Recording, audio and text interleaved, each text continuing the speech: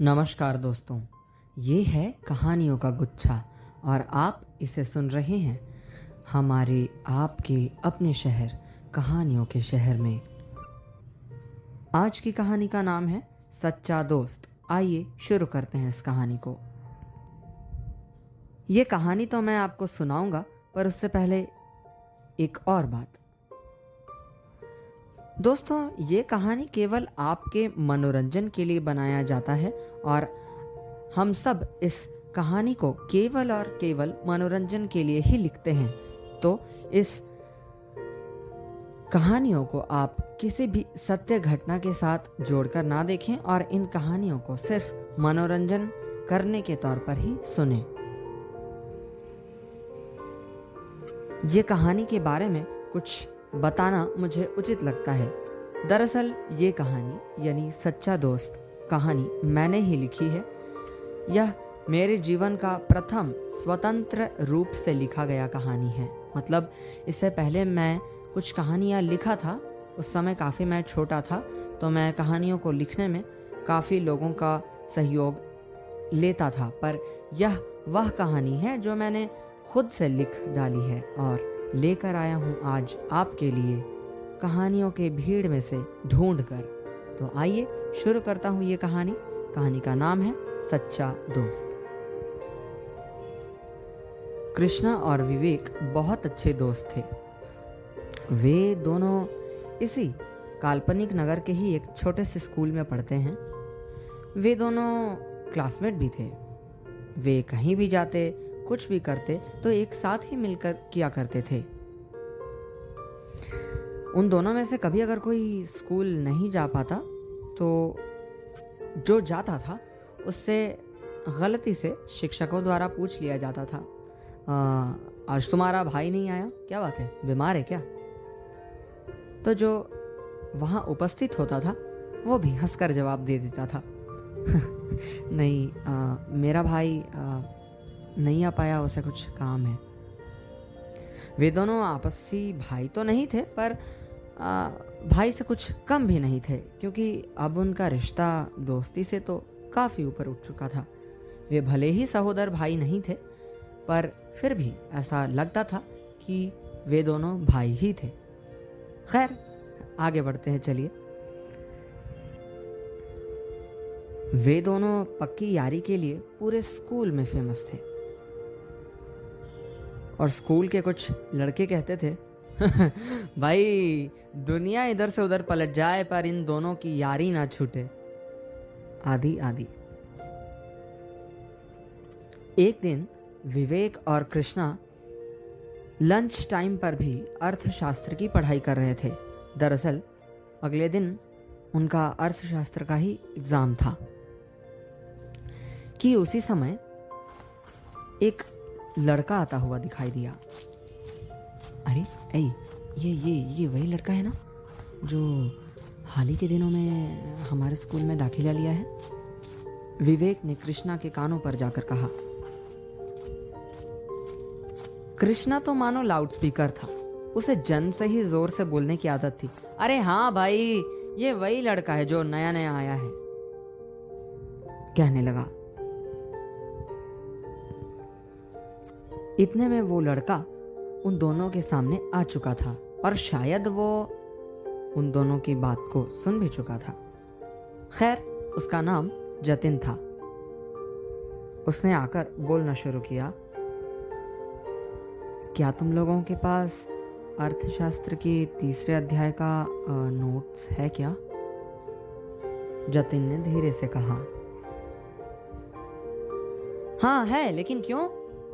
कृष्णा ने उसे सवालिया अंदाज में पूछा। दरअसल जब नोट्स लिखवाए जा रहे थे उस समय मैं बीमार था और नहीं आ पा रहा था, अर्थात नोट्स भी नहीं बना पाया, जतिन ने हड़बड़ाते हुए कहा। क्या तुम दोगे मुझे नोट्स? जतिन ने फिर से पूछा। हाँ, ज़रूर दे सकते हैं, कृष्णा और विवेक ने साथ में कहा और अपने बैग से नोट कॉपी निकालकर जतिन के हाथों में थमा दी। ओए पर सुन, तू अभी लिखकर मुझे नोट्स दे दे भाई, क्योंकि मुझे पढ़ना है, कृष्णा ने फिर से कहा। वो दरअसल थोड़ा पढ़ाकू टाइप जो था। विवेक ने भी मजाक करना शुरू किया और बोला, नहीं भाई, तू तो अब इसे कॉपी रिजल्ट निकलने के बाद ही देना।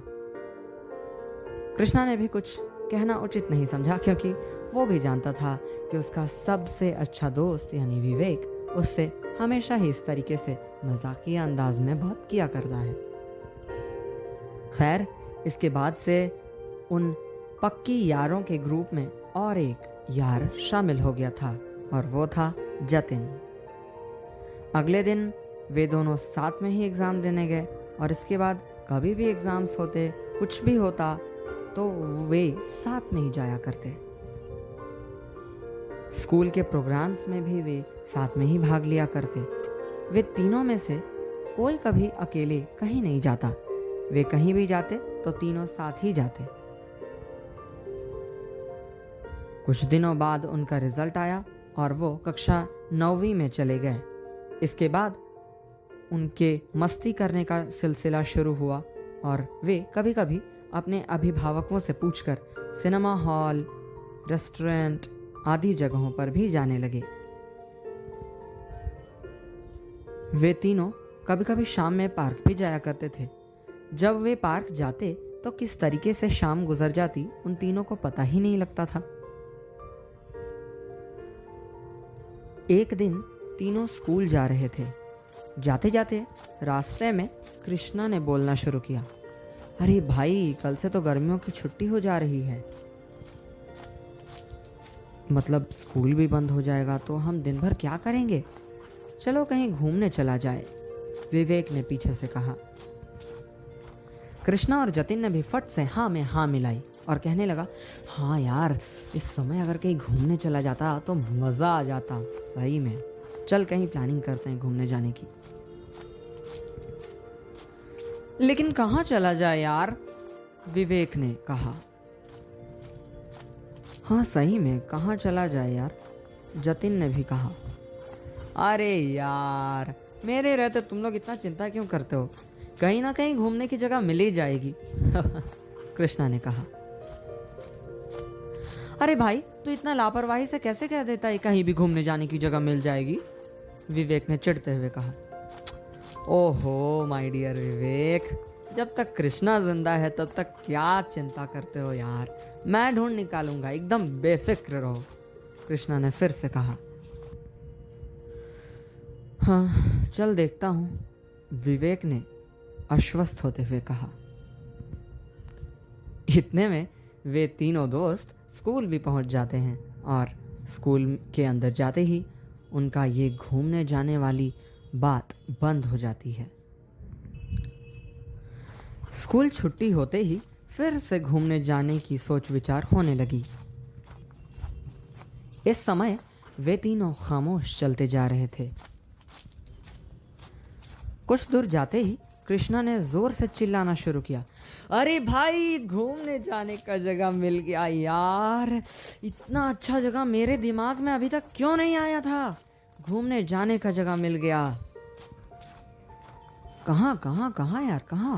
अरे बता तो सही, कहाँ? विवेक और कृष्णा ने हड़बड़ाते हुए बोलना शुरू कर दिया। अरे बताता हूँ, थोड़ा सब्र करो मेरे यारों, कृष्णा ने लापरवाही से कहा और बोलना शुरू किया। मैं सोच रहा हूँ कि यदि हम सिकदरी फॉल्स चले तो कैसा होगा? नहीं, ये तो हमारे शहर से काफ़ी दूर है यार, विवेक ने कहा। सही में, यहाँ नहीं, जतिन ने भी कहा। अरे यार, तो फिर कोई एक नई जगह की तलाश करनी होगी। अच्छा, आज देखता हूँ घर में जाकर क्या कर पाता हूँ, कृष्णा ने मायूसी से कहा। और इतने में कृष्णा का घर भी आ गया। ओके चलो, निराश मत हो, मैं कल सुबह तक एक घूमने की जगह ज़रूर तलाश लूँगा। खैर, bye my dear friends, Krishna ने कहा और स्फूर्ति से अपनी घर की ओर दौड़ पड़ा। इसके बाद विवेक ने भी आहिस्ता आहिस्ता अपना घर का रास्ता लिया और जतिन ने भी अपना घर का रास्ता लिया। बाय विवेक। हाँ बाय जतिन, दोनों ने कहा और सभी अपने अपने घरों की ओर चल दिए। अब आपको और हमें इंतज़ार करना होगा इस बात का कि कृष्णा कौन सी नई घूमने जाने की जगह की तलाश करता है और हमारे सामने आता है। ये जानने के लिए जतिन और विवेक की तरह आप भी थोड़ा इंतज़ार कीजिए। अगले एपिसोड में हम वे तीनों कहाँ जाने वाले हैं इस विषय में जानेंगे और हमारे इस रोचक कहानी को आगे बढ़ेंगे और हम भी उनके साथ सफ़र में जाने के लिए तैयार होंगे। हमें भी तो आखिरकार तैयारी करनी होगी ना उनके साथ सफ़र में जाने के लिए। तो बने रहिए हमारे साथ, जुड़े रहिए कहानियों के शहर के साथ और बनाए रखिए अपना प्यार हम पर। दीजिए इजाज़त, नमस्कार।